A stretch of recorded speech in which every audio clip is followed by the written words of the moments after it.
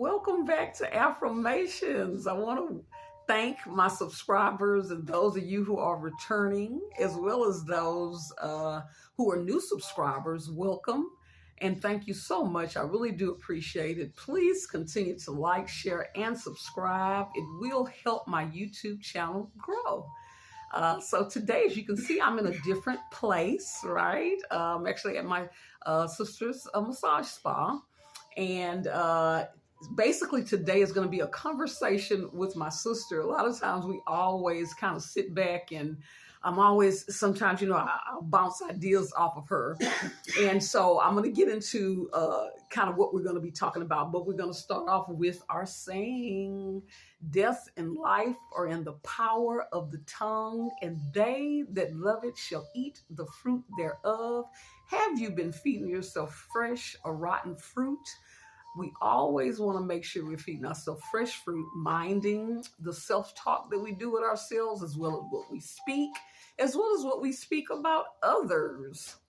It's okay to discuss a thing, but if we're discussing someone under malicious intent or to tear someone down, those kind of things sometimes can backfire. The concept of reap what we sow. So we want to be kind, okay? And so with that, also too, those of you who are new, each week, we always pull from our self-therapy card deck.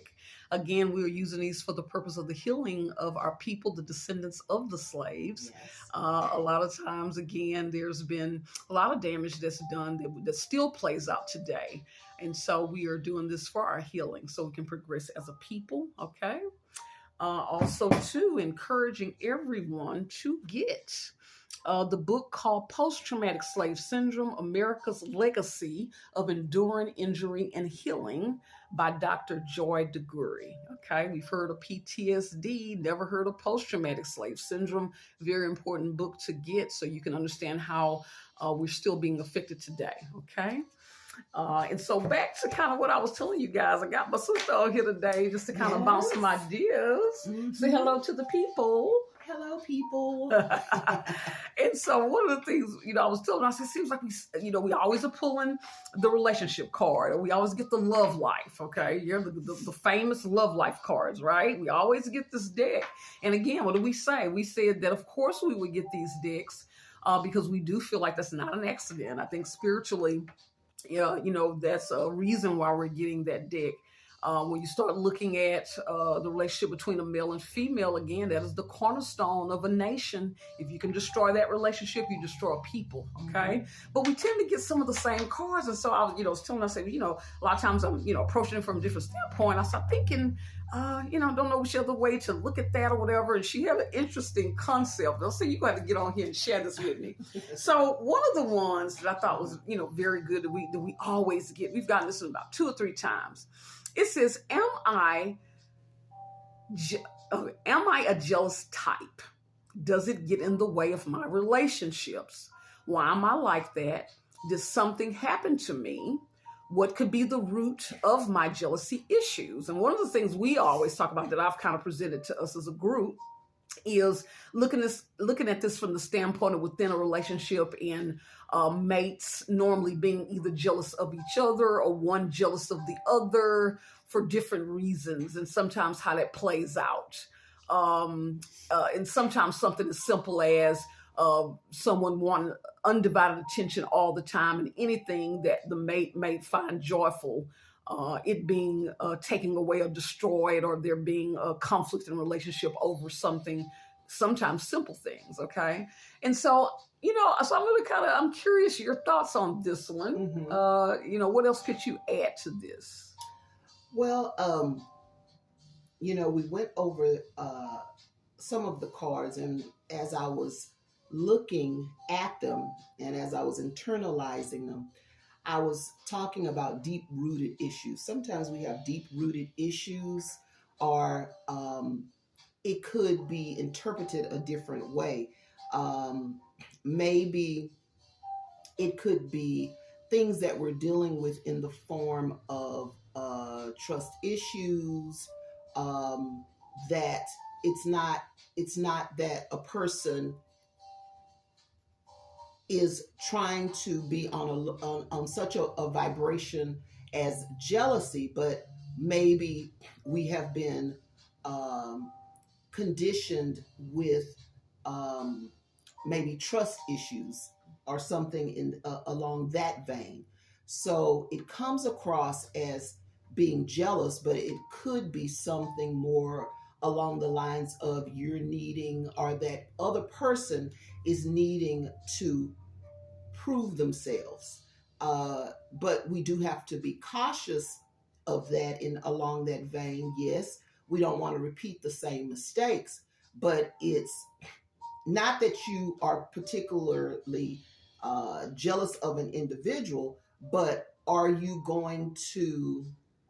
I have to be cautious just in case a person is the way a previous person was. Mm-hmm. Do you see what I'm saying? Yeah. It's like, like you said, that trust issue. yes. Yeah, needing reassurance. Exactly. So reassurance is the thing. It's not necessarily that I'm trying to be malicious. Be malicious. It's that I'm feeling insecure.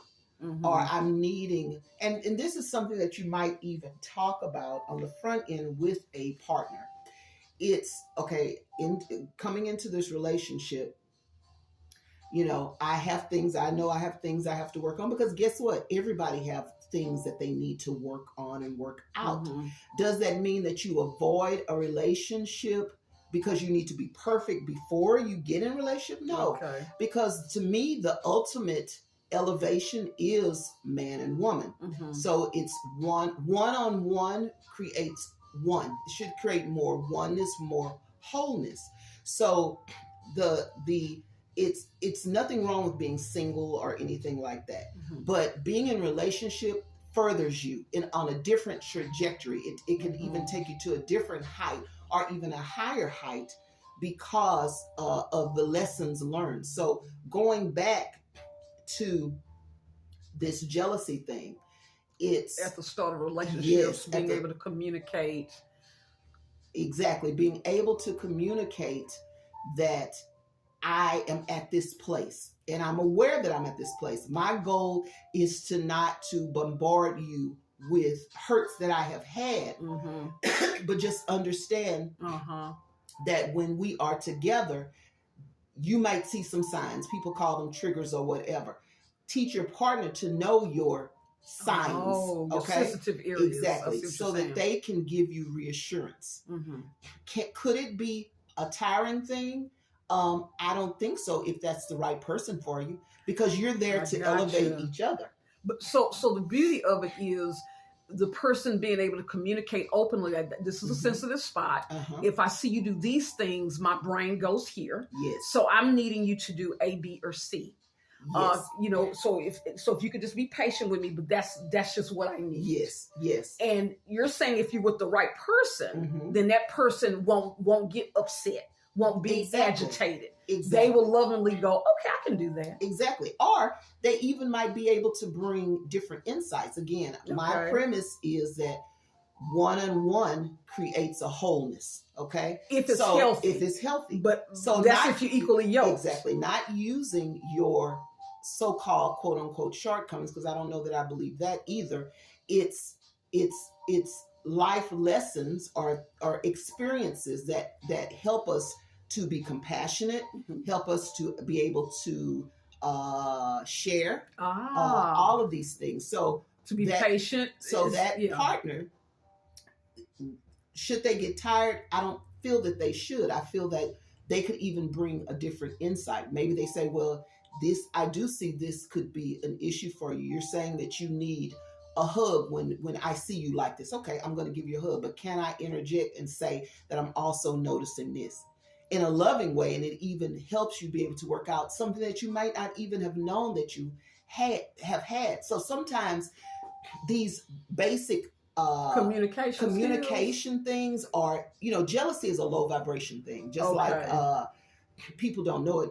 That's even a whole nother subject, but sex is a low vibration thing if it's not built upon right. Yeah. So we're saying jealousy, but what I'm saying is underneath, if you can go to a core thing of that. It's that trust. Yes, that it's another thing that needs, attention. Yes, Mhm. yes. Oh, wow. Well said. See, I'm glad I had you on here.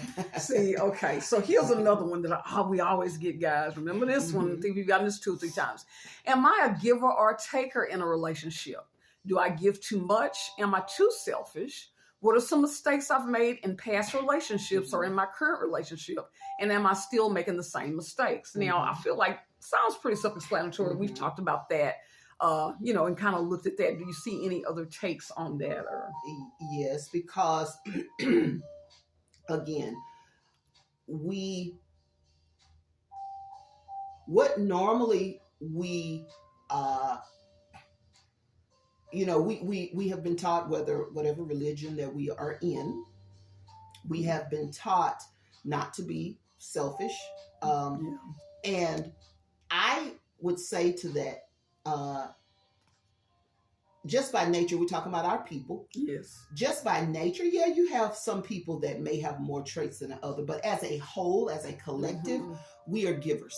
That's what you're saying. We are givers. Nurturing. So I'm going to talk about 2 things: us as a people, and then us as a dynamic, one-on-one, or even male and female, those type of things. So as a collective, we're normally givers. Okay. So I don't let, even when I was teaching my children, you don't let different groups with different intentions tell you what you are. You know what your people were. Exactly. We have advanced the world. Yes. Everything is built upon our backs. Yes. Everything. Okay. Yes. So we have given, and we have given without getting compensation. Exactly. So you don't let people, this even goes into people saying, and I'm just saying this because we're talking about the collective right now, and it is, and let me just say this, it is the truth, okay? It is the truth, and it's not designed for anyone's toes to be getting stepped on or anything, but you do have to take this and accept this. We have been told that we are lazy. There are no, I'm just going to say this on a collective. Yes. We can't be lazy. We're tired. Okay. Exactly. Everything has been put on our back. So we even have given, and just given freely. We have had things taken away from us. So just by that premise, we're naturally givers. Now, when we're going into individuals, because of that basic background, we have been taught, or we have, you've heard about the syndrome crabs in a barrel, bucket. Yeah. These things have been, have come out of that trauma. Exactly. We have to say that. Okay. Yeah. So I'm saying that to say is you may see individuals exuding or exhibiting certain things, but could it be because they have not been given the opportunity to take? Okay. Sometimes we need, especially as women, I'm just talking about this even now, the give and take concept. The give and take concept.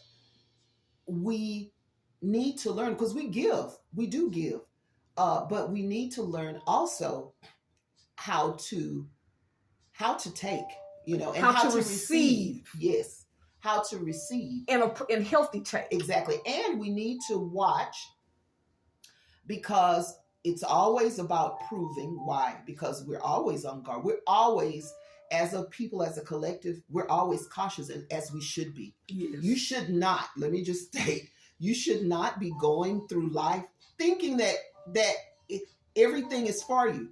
We still only have 1% of the wealth. Yes. Back in Jim Crow, and back even before Jim Crow, and now guess what? Same. We do not have 10%, 9%, 5%. We still have only 1% of the wealth. And all of the groups have more. And then even, I'm piggyback on what you're saying, this is a people, the civil rights, what has happened is all other immigrants have benefited from the strides that we have made. And a lot of times we end up being denied services where, again, a lot of the rights and benefits that other groups get is based off of us. Exactly. Yeah. So that's a whole nother dynamic. And then individually, we weigh certain things, but I think we're in a time now. Mm-hmm.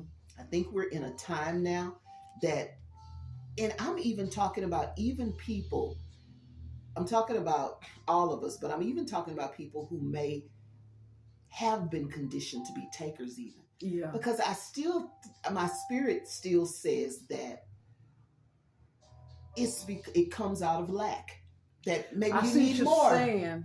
So, Yes. so I like it because someone was saying it, talking about, and I look at the biblical principle of how again, the Old Testament believe in both, and how they talked about when someone steals, they're saying their person is not to be put to death if they're stealing for hunger. Right. They just simply pay it back times 10. Exactly. So it's intention. Is the person doing this because of lack and because of a need, or are they doing it to be malicious, to hurt, to take?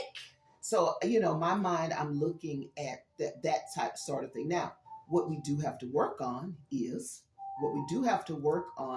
having that compassion for each other, and not just we tend to only want to take from each other. Not that, and I'm not saying go and take something, but please get what I'm saying to the core.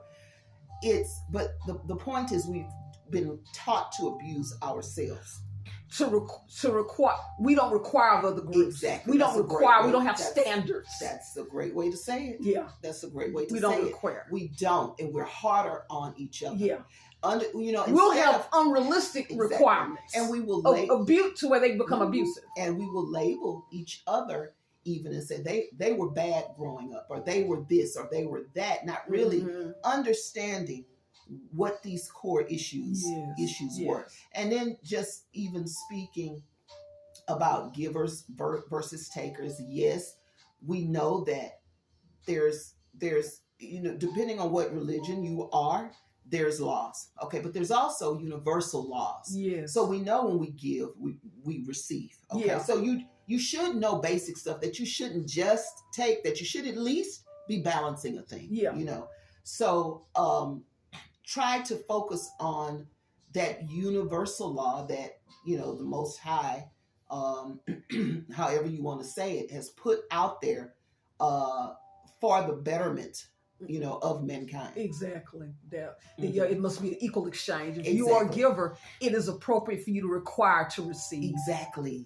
And it's not called a gold digger, and it's not called being evil. It's not called wicked because you want basic securities. Exactly. It's not being called. So again, I love that scripture. The Bible says that scripture that says they will call that's good bad. Yes, and that's bad good. That's right. So some things we are demonizing things that are not unjust. Exactly. And then things that are not good, we're thinking is good. Exactly. It's so deep.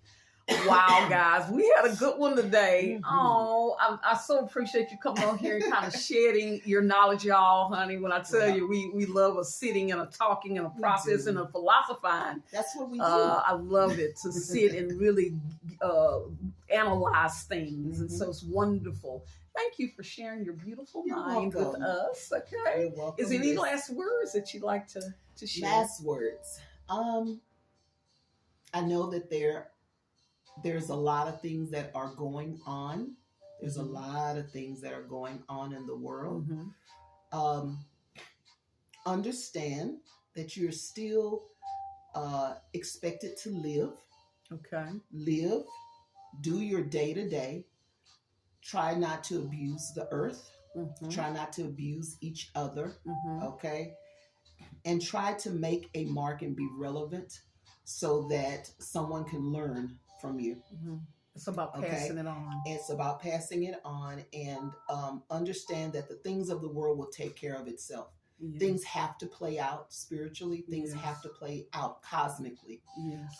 So allow that to do what it needs to do, but you focus on your immediate surroundings and do good there. Yes. And that'll further. Yes. Man in the Mirror. Come on. That's Man in the Mirror. Y'all know I love Michael Jackson. That's the song of the week. Check out Man in the Mirror, okay? And on that note, thank y'all so much for returning. Like, share, and subscribe.